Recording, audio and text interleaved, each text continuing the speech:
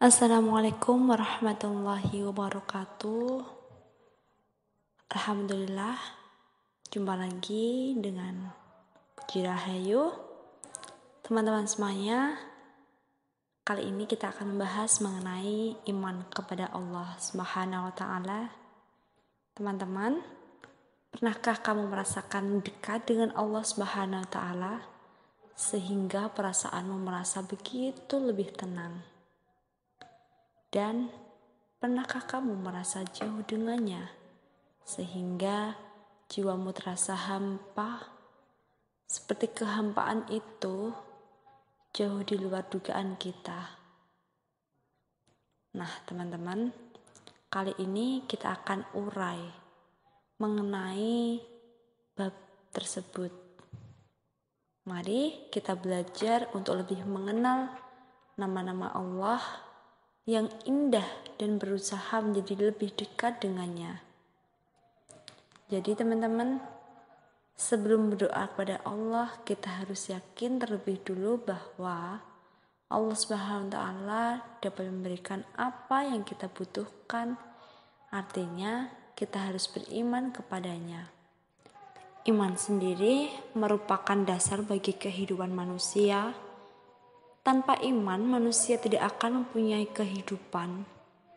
Tanpa pegangan hidup, manusia akan tersesat, yakni jauh dari kebenaran dan kebahagiaan. Kata iman sendiri berasal dari bahasa Arab yang memiliki arti percaya. Sedangkan iman menurut istilah itu artinya percaya dalam hati, mengucapkan dengan lisan, dan membuktikan dengan amal perbuatan.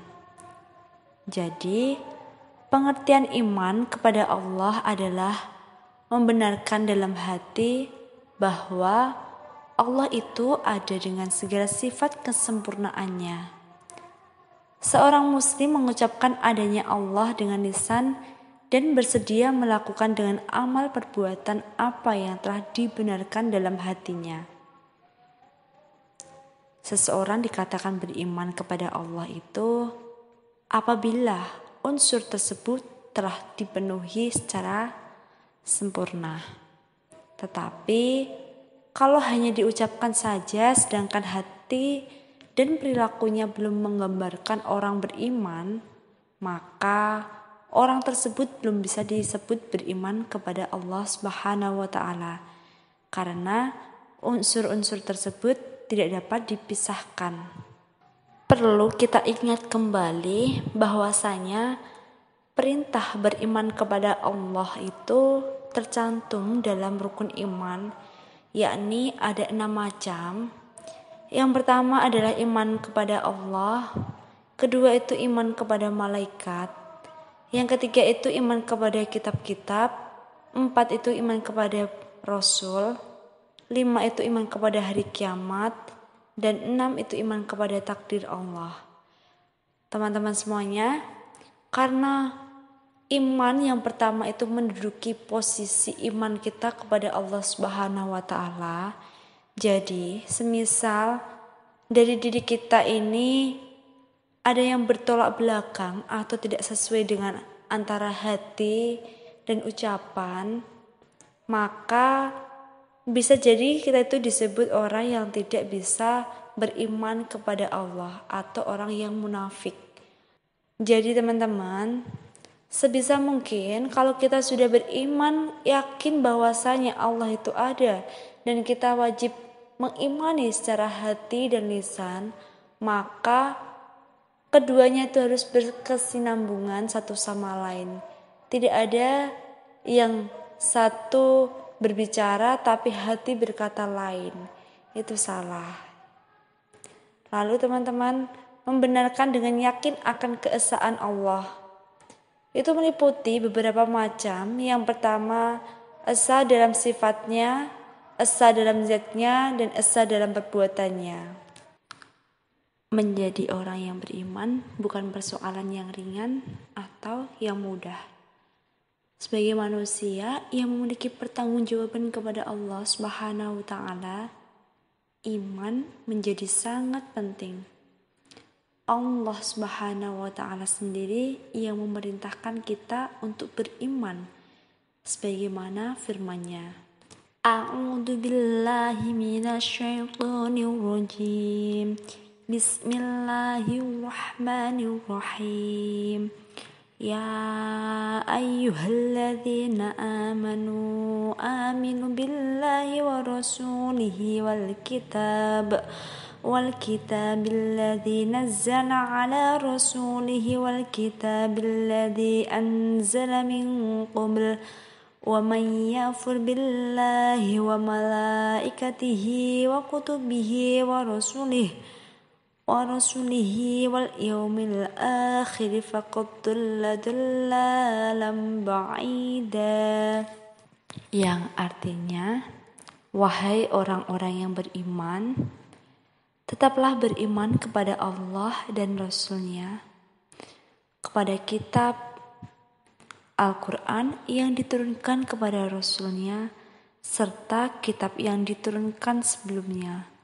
Barang siapa ingkar kepada Allah, malaikat-malaikatnya, kitab-kitabnya, Rasul-Rasulnya, dan hari kemudian, maka sungguh orang itu telah tersesat sangat jauh.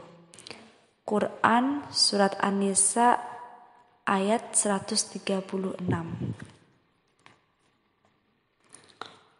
Keimanan seorang itu bisa tebal dan bisa tipis, bisa bertambah maupun berkurang. Salah satu cara untuk meningkatkan keimanan kita kepada Allah Subhanahu wa Ta'ala, yakni dengan memahami nama-namanya yang baik dan indah. Kita sering mendengar nama-nama indah itu dengan sebutan Al-Asma'ul Husna yang jumlahnya yakni ada 99.